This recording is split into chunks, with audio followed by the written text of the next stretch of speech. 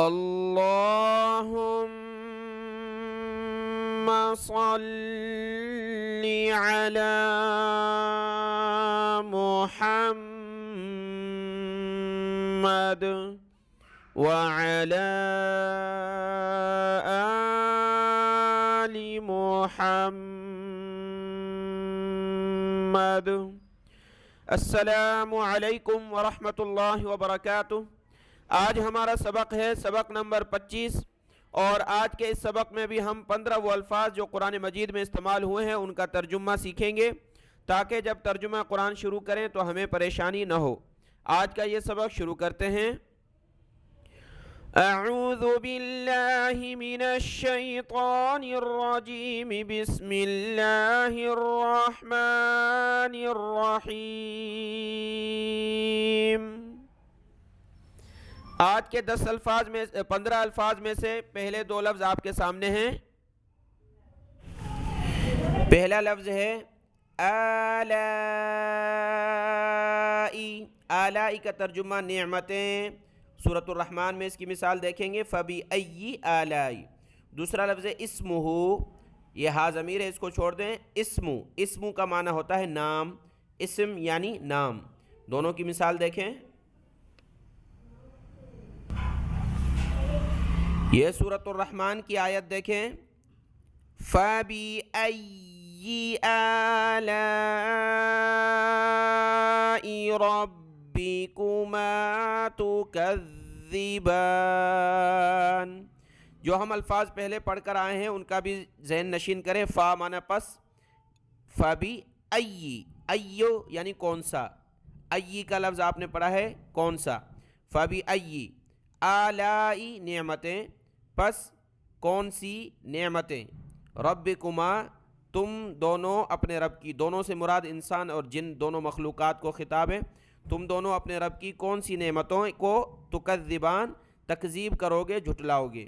تو آلا کا ترجمہ نعمتیں اور ای یعنی کون سی نعمتیں۔ اگلا لفظ تھا اسم۔ اسم یعنی نام، اس کی مثال دیکھیں، سورۃ الصف کی آیت نمبر 6 ہے، وَمُبَشِّرًا بِرَسُولٍ يَأْتِي مِن بَعْدِ اسْمُهُ أَحْمَدُ۔ خوشخبری دینے والا ہے ایسے رسول کی جو آئے گا میرے بعد، اسمہ اس کا نام ہوگا احمد، اسم نام ہو اس کا نام ہوگا احمد۔ یہ اللہ کے رسول صلی اللہ علیہ وسلم کا دوسرا نام ہے احمد، یعنی فرش پر محمد، عرش پر فرشتے احمد کہہ کر پکارتے ہیں۔ تو احمد، اسمہ احمد، تو اسم سے مراد نام ہوتا ہے۔ اگلے 2 الفاظ آپ کے سامنے ہیں، ایک ہے المائی۔ ما کہتے ہیں پانی کو عربی میں، اردو میں ہم جو پانی کہتے ہیں اس کے لیے عربی میں استعمال ہوگا لفظ ما، پانی۔ اور الملک، ملک یعنی بادشاہت۔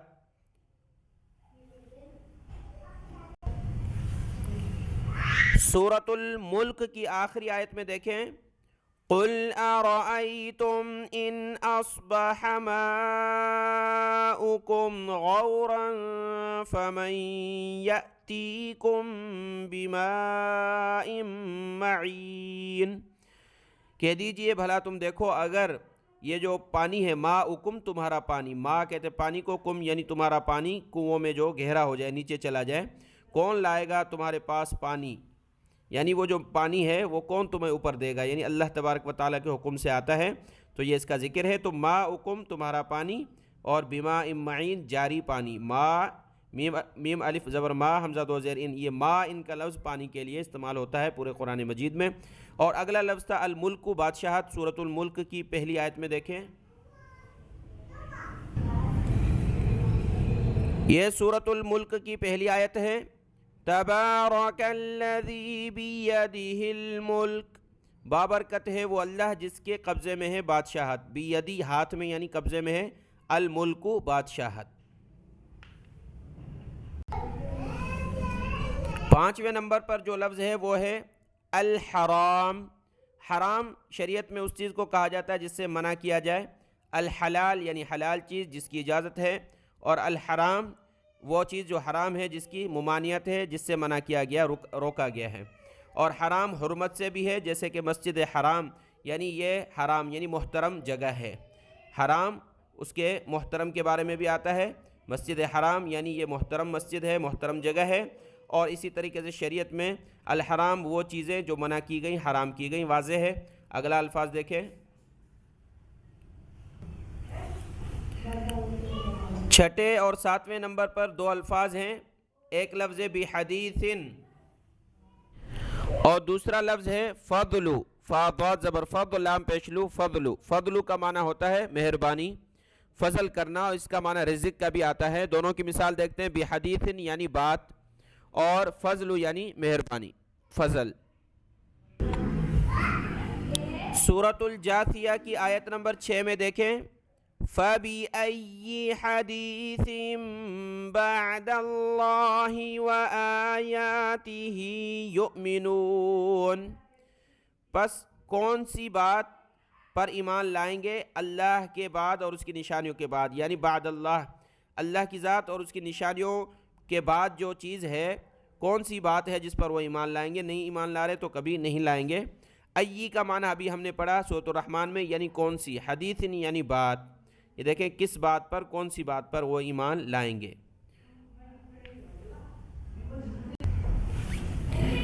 اگلا لفظ تھا فضل یعنی مہربانی. یہ سورۃ الحدید کی آیت نمبر 21 ہے.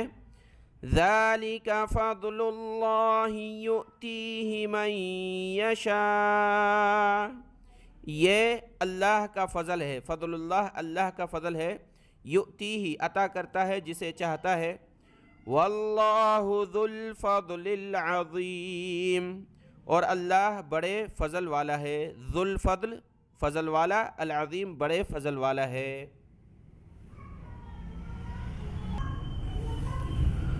اگلا لفظ ہے نعمت. نعمت سے مراد نعمت ہے، انعام ہے. جیسے کہ قرآن مجید میں آپ نے پڑھا ہے وَإِن تَعُدُّوا نِعْمَةَ اللَّهِ. اللہ کی ایک نعمت کو بھی شمار کرنا چاہو تو نہیں کر سکتے، اس کا شکر بھی ادا نہیں کر سکتے نعمت کا. تو یہ نعمتیں جو ہمارے وجود میں ہیں، ہاتھ، پاؤں، کان، ناک اور تمام وہ چیزیں اولاد کی صورت میں، مال کی صورت میں، ان کو نعمت کہا جاتا ہے. انعام اللہ کی طرف سے بغیر مشقت کے ہمیں ملا، یہ نعمت ہے. تو اس پر شکر کرنا چاہیے. اور اس کا لفظ کا معنی واضح ہے، نعمت بمعنی نعمت. اگلا لفظ ہے سلطان. سلطان کہا جاتا ہے زور کو، زبردستی کو. سلطان بمعنی زور، زبردستی اور غلبہ ہونا. اس کی مثال دیکھتے ہیں.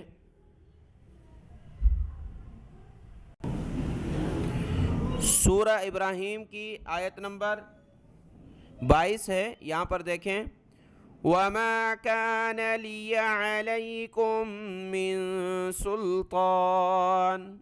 اور نہیں تھا میرا تم پر کوئی زور. یعنی شیطان کو جب کہیں گے قیامت میں لوگ کہ تو نے ہمیں گمراہ کیا، تو شیطان کہے گا نہیں، وما اور نہیں، کان تھا، لی میرے لیے، میرے پاس، علیکم تم پر، من سلطان کوئی زور، من سلطان کوئی زور، الا ان دعوتکم مگر میں نے تم کو بلایا، پس فاستجبتم لی تم نے میری بات مان لی. اور اگلا لفظ ہے سلطان کے بعد جناح. جناح کہا جاتا ہے حرج کو، یعنی کوئی حرج نہیں ہے، کوئی بات نہیں ہے، کوئی گناہ نہیں ہے. جناح.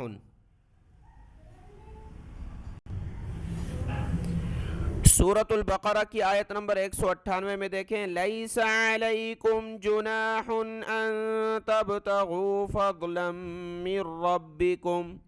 نہیں ہے، لیسا نہیں ہے، علیکم تم پر، جناح کوئی گناہ نہیں ہے تم پر، کوئی گناہ کہ حج کے دوران اپنے رب کا فضل تلاش کرو. تو جناح کا معنی گناہ.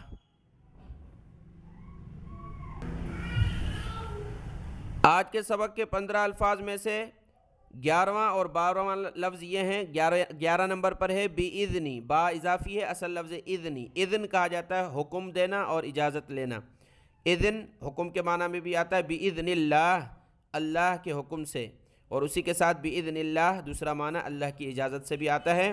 اگلا لفظ ہے بأس. بأس کہا جاتا ہے لڑائی کو.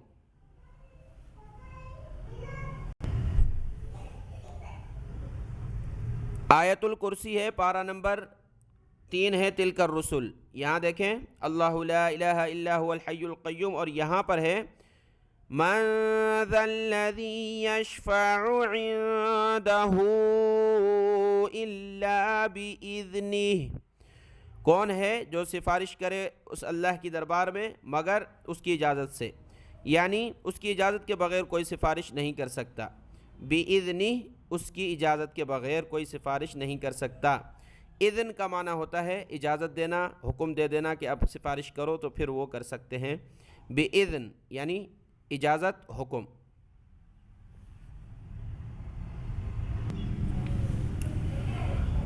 دوسرا لفظ تھا بأسن۔ بأسن کا معنی ہوتا ہے لڑائی کے۔ سورۃ الحدید کی آیت نمبر 25 ہے، وَأَنزَلْنَا الْحَدِيدَ فِيهِ بَأْسٌ شَدِيدٌ، اور ہم نے اتارا لوہا، حدید کو حدید بمعنی لوہا، اور ہم نے لوہا اتارا، فیہ اس میں، بأسٌ شدید بڑی سخت لڑائی ہے، یعنی اس کے ذریعے لڑائی کی جاتی ہے۔ بأسٌ لڑائی، شدید یعنی سخت لڑائی کا وہ سامان بنتا ہے۔ اگلا لفظ ہے فریقن۔ فریق کہا جاتا ہے جماعت کو، فریق بمعنی جماعت۔ سورۃ الشورى کی آیت نمبر 7 ہے، فریق فی الجنۃ وفریق فی السعیر۔ فریق یعنی ایک جماعت، ایک گروہ، ایک گروہ جنت میں ہوگا اور دوسرا بھڑکتی آگ میں۔ آج کے سبق کے آخری دو الفاظ ہیں، ایک ہے سواءن۔ سواءن کا معنی ہوتا ہے برابر، اور طیبتن یعنی پاکیزہ، طیبہ یعنی پاکیزہ، اور سواءن یعنی برابر۔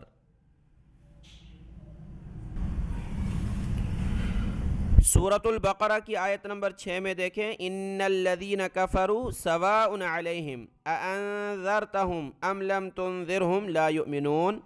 جن لوگوں نے کفر کیا، سواء علیہم برابر ہے ان پر کہ آپ ان کو ڈرائیں یا نہ ڈرائیں، وہ ایمان نہیں لائیں گے۔ سواء کا معنی ہوتا ہے برابر۔ آخری لفظ کا ترجمہ دیکھیں، سورۃ النحل کی آیت نمبر 97 ہے، من عمل صالحا من ذکر او انثى وهو مؤمن فَلَنُحْيِيَنَّهُ حَيَاةً طَيِّبَةً۔ جس نے نیک عمل کیے، چاہے مرد ہو چاہے عورت ہو، اور وہ ایماندار ہو، یعنی ایمان کی حالت میں اس کے نیک اعمال قابل قبول ہوں گے، وہ ایمان کی حالت میں ہو تو ہم اس کی زندگی کو پاکیزہ زندگی بنا دیں گے۔ یہ دیکھیں، پاکیزہ حیات، زندگی، طیبہ یعنی پاکیزہ زندگی، سکون والی، عزت والی اس کو رہے گی، اور اس کے جی میں، دل میں، نفس میں، اس کے وجود میں سکون ہوگا، پاکیزہ زندگی۔